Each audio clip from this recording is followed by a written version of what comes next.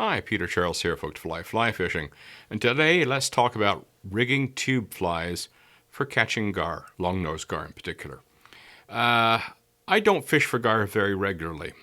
Just once in a while I'll take a stab at them. And as a consequence, I'm not normally rigged up for gar when I go out, and which is the reason why I don't catch very many.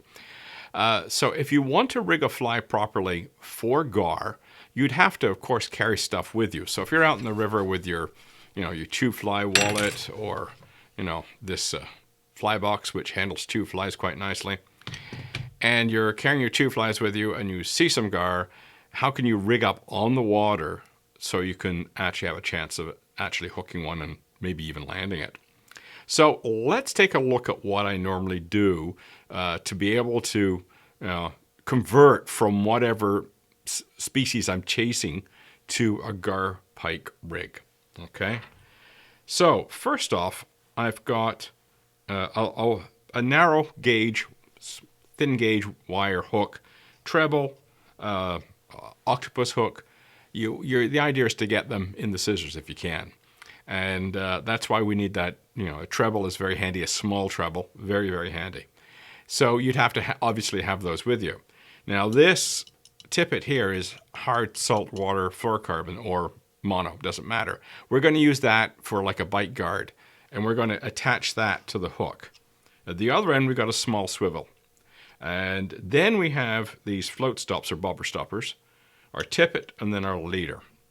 And when you're out in the river, you're going to have your leader, your tippet, your fly, and your hook.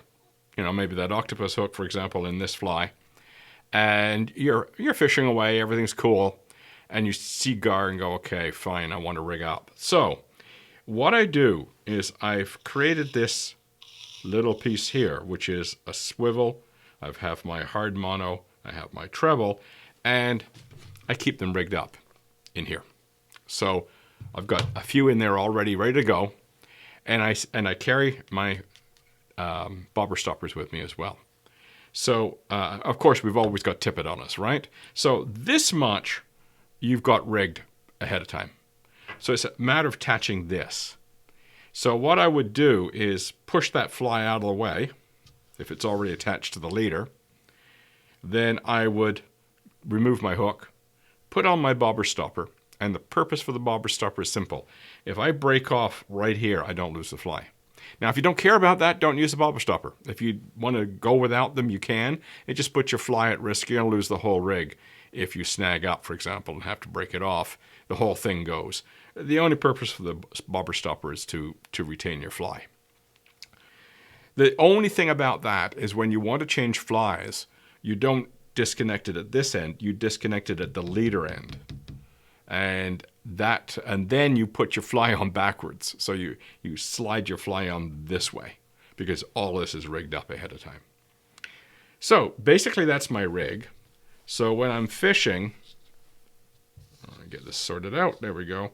It's trailing like that. So when you're swinging your fly and you feel that gar take it and you just let the line out, just let the line slide between your fingers, and then when you set the hook, okay, you're hoping it's back here by that time. And that's the idea of having this stinger arrangement, is you have a chance to get the hook into the scissors. But as I say, I have this chunk pre-made, sitting in my fly box. I carry that with me just to keep my flies on the leader in case I break off. Of course, we always have this, and we always have our leader set up. The only extra there is I'm using a steelhead tippet ring right here. You don't have to. You can just knot it in your normal fashion. I just happen to like tippet rings. So I have my steelhead tippet ring here, and I attach the end of my tippet to that. I'm using 10-pound because the fish in my area are not big. I don't need to go to hefty line weights. But if you're going after really big long-nosed gar, you're going to have something heavier than this. But that's basically the rig, and the key is this much here has been done in advance. I'm carrying it with me, and I'm ready to just cut the hook off the fly, put on a bobber stopper, tie on the rig, and cast it out for gar. And then when I'm done with that, I can just cut the rig off and tie a hook back on and go fishing for whatever I'm after originally. So that's what I do just to be able to switch from fishing for gar and fishing for, say, smallmouth bass as an example, and just flip backwards and forwards while I'm on the river as opposed to going out and targeting them specifically. So if you want to try fishing for gar or you encounter them on your bass trips, have some gear already rigged up for them because they are an absolute blast on the fly rod. So give it a try. Cheers.